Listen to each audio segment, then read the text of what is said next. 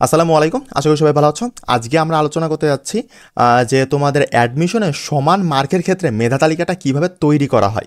তোমরা অনেকে আমাদেরকে জিজ্ঞাসা করো যে ভাইয়া আমি ধরেন 100-র মধ্যে তো আপনার 70 পাইছি, এখন আমার বন্ধুও 70 পেয়েছে, কিন্তু আমার মেরিট পজিশন তার থেকে কম, মানে নিচে। ধরো তুমি হইছ 1000তম, 1000তম হইছ 70 পেয়ে, আর সে হইছে 900তম, বুঝছো? 900তম, কিন্তু মার্ক দুজনের একই। এখানে কিভাবে তোমার মেধা তালিকাটা হচ্ছে বোর্ড থেকে করা হয় সেটা নিয়ে আলোচনা করব, আর আমি দেখাই দিব যে কিভাবে করা হয় আর কি। ওকে, এখন প্রথম কথা হচ্ছে এইটা যেটা আমি বলতেছি, এটা হচ্ছে ভার্সিটি এ ইউনিটের জন্য, ঠিক আছে? অন্য কোনো ইউনিট না, জাস্ট ভার্সিটি এ ইউনিট, মানে বিজ্ঞান বিভাগের জন্য, ঠিক আছে? ওকে, এখানে দেখি আমরা যে তোমার এই ইউনিটের জন্য কিভাবে মেধা তালিকাটা তোমার হচ্ছে পরপর সাজানো হয়। সর্বপ্রথম তোমাকে দেখা হয় যে তুমি এমসিকিউতে স্কোর কত করতেছো। ধরো তোমার পরীক্ষা হয়েছে 100 মার্কে, সাপোজ কোনো ইউনিভার্সিটির কথা বলতেছি না, জাস্ট র্যান্ডমলিভাবে তোমার পরীক্ষা হয়েছে 100। এই 100-র মধ্যে তুমি পেয়েছো হচ্ছে 60। ওকে, তুমি 60 মার্ক পেয়েছো। এখন এই যে এমসিকিউ স্কোরটা, এইটা হচ্ছে এই যে এইটা, ওকে, স্কোর এমসিকিউ স্কোরটা তুমি কত পাইছো এইটা। এখন তারপরে তোমাকে দেখা হয় যে এমসিকিউ ফিজিক্সে স্কোর কত পাইছো। সাপোজ তুমি যে 60 পাইছো, এখানে তোমার কি কি আছে বলো তো? ফিজিক্স আছে, কেমিস্ট্রি আছে, ম্যাথ আছে, বায়োলজি আছে, পিসিবি এমবি আছে, তাই না? কিন্তু তুমি এখানে ফিজিক্সে কত পাইছো তারপরে 2 নম্বরে সেটা দেখা হবে। সাপোজ তুমি এখানে বলতেছে 20 পেয়েছো, 20 অনলি 20 পেয়েছো তুমি ফিজিক্সের এমসিকিউতে। এখন এবার তারপরে তোমার যখন এই দুইটা শেষ হয়ে যাবে কাজ, তখন 3 নাম্বারে দেখা হবে এমসিকিউ কেমিস্ট্রিতে এমসিকিউ কত পাইছো। এখন সাপোজ তুমি কেমিস্ট্রিতে পাইছো হচ্ছে 10, সাপোজ ধরলাম 10 পেয়েছো, গেল। তারপরে তোমার এইচএসসি জিপিএ, সাপোজ তুমি এইচএসসিতে 5.00 পেয়েছিলা, ওকে, সেটা দেখা হবে। তারপরে এইচএসসির মার্কস, তুমি সামথিং যে প্লাস মাইনাস যে মার্কটা পেয়েছো ওইটা এখানে দেখানো হবে।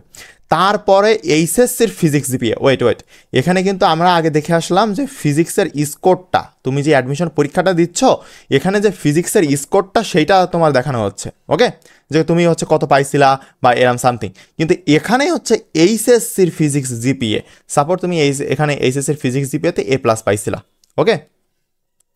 ওকে, আমরা একটু ওয়েট, এটা মুছে দিই।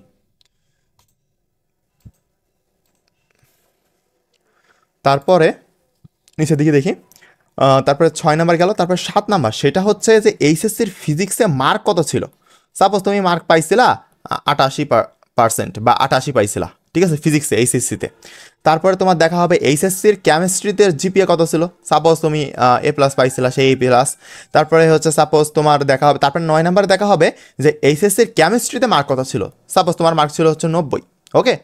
তারপর 10 নম্বর দেখা হবে লাস্টে, সবার শেষে এসএসসির জিপিএ। এসএসসিতে সাপোজ এসএসসিতে তুমি হচ্ছে 4.50 প্লাস মাইনাস পাইছিলে, সেইটা দেখা হবে সাপোজ। এইভাবে করে তোমার পুরো মেরিট পজিশন তোমার অ্যাডমিশনে, যে তুমি ঢাকা ইউনিভার্সিটি বলো, বুয়েট, কুয়েট, রুয়েট বলো, সব জায়গায় প্রায় সেম, মানে একদম এই সিমিলার এই প্রসেসেই তোমার হচ্ছে মেরিট পজিশন বের করা হয়।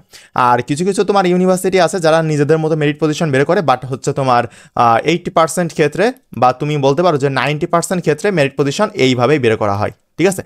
আর এইটা কি কাজে লাগে, অনেকে বলবো যে ভাইয়া কী কাজে লাগে এটা। দেখো, সাপোজ তুমি পাইছো হচ্ছে আউট অফ 100-এর মধ্যে, দেখো তুমি আর তোমার বন্ধু, ওকে, তুমি পাইছো হচ্ছে 60, তোমার বন্ধুও পাইছে 60, ওকে।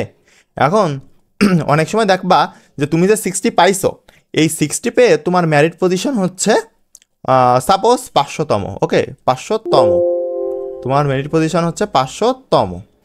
আর এই যে তোমার বন্ধু যে 60 পেয়েছে, এর মেরিট পজিশন হচ্ছে 250তম, ওকে, 250তম। কারণটা কি? কারণটা হচ্ছে এই যে এইগুলাতে তোমার থেকে তার স্কোর, মানে তার স্কোরটা ভালো আছে, তার সে এমসিকিউ তো অবশ্যই ভালো পেয়েছে তোমার থেকে, বা তোমার এইচএসসি জিপিএ তোমার থেকে তার ভালো, বা হচ্ছে এইচএসসি ফিজিক্সের তোমার থেকে মার্ক বেশি পেয়েছে, বা কেমিস্ট্রিতে মার্ক বেশি পেয়েছে, এইভাবে, ঠিক আছে? আর এটা হচ্ছে খুবই গুরুত্বপূর্ণ।